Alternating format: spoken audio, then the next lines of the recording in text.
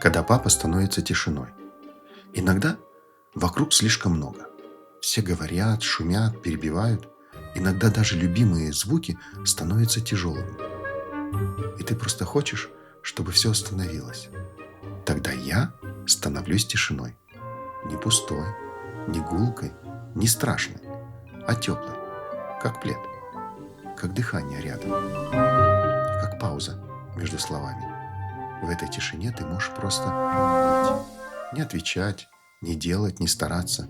Я становлюсь тишиной, чтобы ты снова услышала себя.